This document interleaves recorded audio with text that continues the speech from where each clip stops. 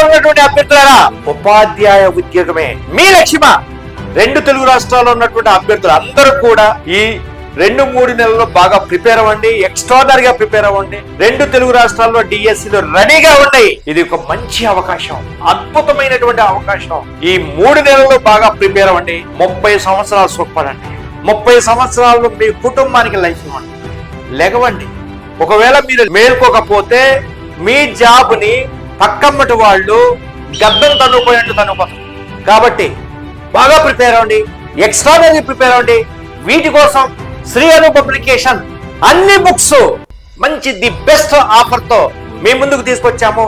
అదేవిధంగా SGT app, school assistant app చాలా చాలా తక్కువ రేట్కే మీ ముందుకు తీసుకొచ్చాము. వీటితో పాటు మీకు టెస్ట్ సిరీస్ కూడా అందిస్తున్నాము. వీటన్నింటి కోసం visit to Shri Anu publication website.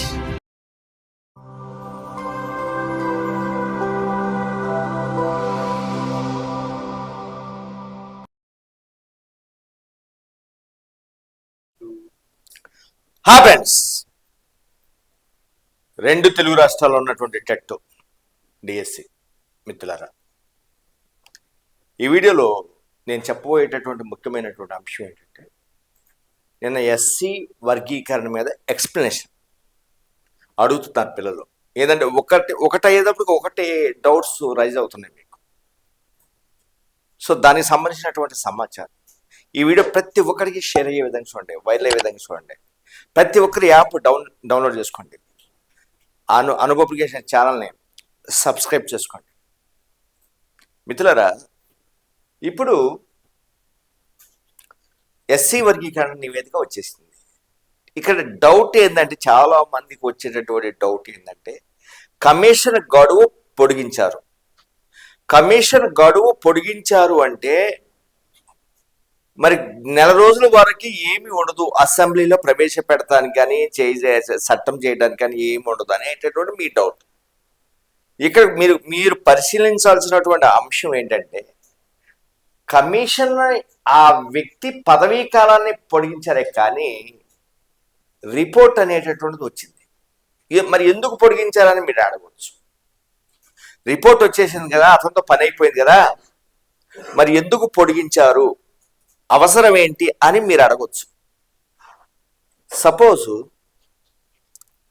మీ ఆఫీస్లో మీరు ఒక ఆఫీసు తీసుకున్నారు, ఒక బిజినెస్ యాక్టివిటీస్ రన్ చేస్తున్నారు. ఒక కొంతమంది ఎంప్లాయీస్ ఉంటారు. మీరు ఒప్పందం మీద ఆ ఎంప్లాయీని చేర్చుకున్నారు. ఒక ఏ అనేటటువంటి ఎంప్లాయీని చేర్చుకున్నారు. ఆ ఎంప్లాయీ గడువు అయిపోయింది. 1 సంవత్సరం 2 సంవత్సరాల తర్వాత గడువు అయిపోయింది.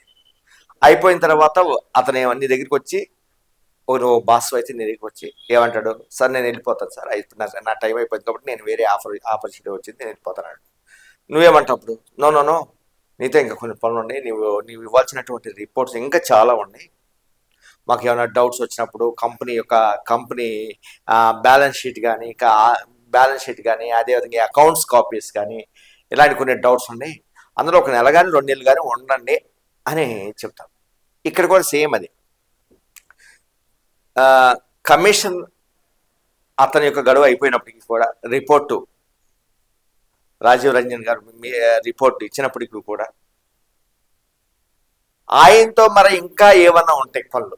ఇప్పుడు రిపోర్ట్ ఇచ్చింది కానీ డౌట్స్ ఉంటాయి, లేదా ఇంకో పలానా కావాలని ఉంటుంది, పలానా డేటా కావాలని ఉంటుంది. ఎక్కడి నుంచి తెచ్చుకుంటారు? కమిషన్ ఆయన వెళ్ళిపోయిన తర్వాత, ఇంకా గడువు అయిపోయిన తర్వాత ఎక్కడి నుంచి తెచ్చుకుంటారు? నివేదిక సంబంధించినటువంటి డౌట్స్ ఉన్నా, ఏమైనా డేటా కావాలన్నా ఎక్కడి నుంచి తెచ్చుకుంటారు?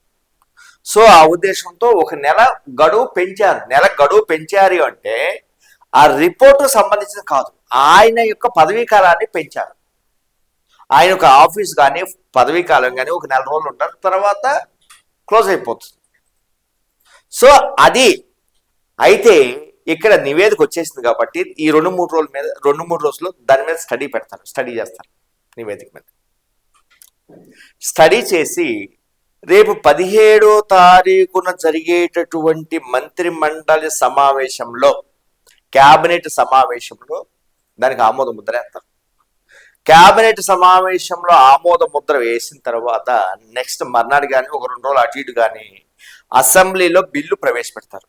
అందుకని 17వ తారీఖున మంత్రిమండలి ఆ బిల్లు సంబంధించి మెయిన్ ఇది క్రూషియల్ బిల్లు, చాలా వెరీ వెరీ ఇంపార్టెంట్ బిల్లు. కాబట్టి ఆ బిల్లును ప్రవేశపెట్టి 2 సభల చేత చేస్తారన్నమాట.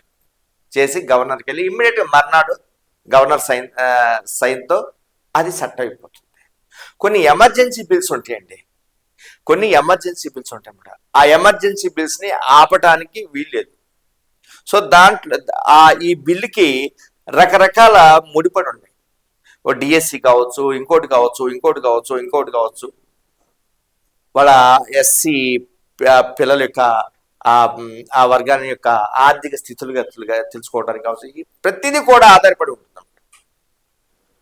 కాబట్టి దీన్ని ఎవరు కూడా ఆపరు. ఇంకోటి చాలా మంది సార్ కోర్టుకి వెళ్తుంది అన్నాడు. కోర్టుకి వెళ్దాం, ఎక్కడికి వెళ్దాం? సుప్రీంకోర్టు ఇచ్చింది. త్వరగా మీ రాష్ట్రాల్లో మీకున్నటువంటి పరిస్థితులకు అనుగుణంగా ఈ ఎస్సీ వర్గీకరణ చేయమని సుప్రీంకోర్టు ఇచ్చింది. ఇక కోర్టుకి ఎక్కడికి వెళ్తారు? ఇవన్నీ మీరు పని పాఠాలు లేనటువంటి ఆలోచనలు. మీరు చదవంటారా అంటే మాకు అదేంటి ఇదేంటి అని. నెక్స్ట్ ఇంకోటి టెట్ అనేది సపరేట్ ఉండదండి. టెట్ నోటిఫికేషన్ సపరేట్ ఉండదు. ఒకవేళ జరిగితే అంటే గవర్నమెంట్లో లేదు, మళ్ళీ ఆలోచన ఉంది అనుకున్నారు. నేను చెప్తున్నాను, ఒకవేళ జరిగితే టెట్ వెయ్యాలి అని అనుకుంటే డిఎస్సి నోటిఫికేషన్తో పాటు టెట్ నోటిఫికేషన్ కూడా ఇస్తాడు సైమల్టేనియస్గా. ఒక పక్క టెట్, ఒక పక్క డిఎస్సి, ఈ 2 నోటిఫికేషన్ ఇస్తాడు. ఇచ్చి టెట్కి అంటే డిఎస్సికి ఒక 3 నెలలు గడువిస్తాడు. 3 నెలలు కానీ 4 నెలలు కానీ గడువిస్తాడు. గడువు ఇచ్చిన తర్వాత అంటే డిఎస్సి అప్లికేషన్లు జరుగుతూ ఉంటాయి. డిఎస్సి అప్లికేషన్ ఎండింగ్ ఉండదు టైం. డిఎస్సి ఎగ్జామ్ ఒక నెల 15 రోజులు ఉండగా గడువు ముగుస్తుందన్నమాట. డిఎస్సి అప్లికేషన్ జరుగుతూ ఉంటాయి. ఈలోపు టెట్ కూడా వేస్తారు. దాంతోపాటు టెట్ ఎగ్జామ్ ఒక 5 నెలలు అయిపోతాయి. 4 రోజులు అయిపోయిన తర్వాత ఒక ఎటు నెల 2 నెలలు ఎటు టైం ఉంటుంది. కాబట్టి ఆ టైంలో ప్రిపేర్ అవుతారు. ఎటు syllabus TET syllabus DSC syllabus ఒకటే కాబట్టి దాన్ని సపరేట్గా వాళ్ళ టైం ఏమో అవసరం. ఒకవేళ మేము చెప్పమన్నా ఇదే చెప్తాం. మమ్మల్ని అడిగినా, మంత్రి గారు కానీ ఎవరన్నా కానీ మమ్మల్ని అడిగినా మేము ఇదే చెప్తాం. ఏమని చెప్తాం? టెట్కి ఎక్కువ టైం అవసరం లేదు. టెట్ ఎగ్జామ్ అయిపోయిన తర్వాత డిఎస్సికి సపరేట్ టైం అవసరం లేదు, ఎక్కువ టైం అవసరం లేదు. ఎందుకంటే సేమ్ సిలబస్ కాబట్టి తక్కువ టైం పెట్టేసి డిఎస్సి అప్లికేషన్ పొడిగి చేసేసి ఇట్లా టెట్ క్లోజ్ చేసేసి వీళ్ళు ఎవరైతే టెట్లో క్వాలిఫై అయ్యారో వాళ్ళని కూడా ఎలిజిబుల్ చేయొచ్చు అని మేము కూడా సలహా ఇస్తాం. అదే డిఎస్సికి అన్యాయం జరగదు. డిఎస్సి అనేటటువంటి తథ్యం వేయకుండా ఎవ్వరు ఇప్పుడు డిఎస్సి అయిపోతే ఊరుకోరు. మొదటి సంతకం ఇది. కాబట్టి ప్రతి ఒక్కరు డిఎస్సి టెట్ అయిపోయినటువంటి ప్రతి ఒక్కరు డిఎస్సి కోసం బాగా ప్రిపేర్ అవ్వండి. అప్పుడు మాత్రమే మీరు మంచి రిజల్ట్స్ని సాధించగలరు. ఒకవేళ డిఎస్సికి మీరు చక్కగా ప్రిపేర్ అవ్వలేకపోతే మళ్ళీ టెట్ ఎట్లయితే క్వాలిఫై కాలేదో అలాగా అవుతుంది మీ పరిస్థితి. ఇప్పుడు ఈ 2 రోజులు రకరకాల వీడియోస్ చేస్తూ ఉంటారు, ఏదేదో చేస్తూ ఉంటారు.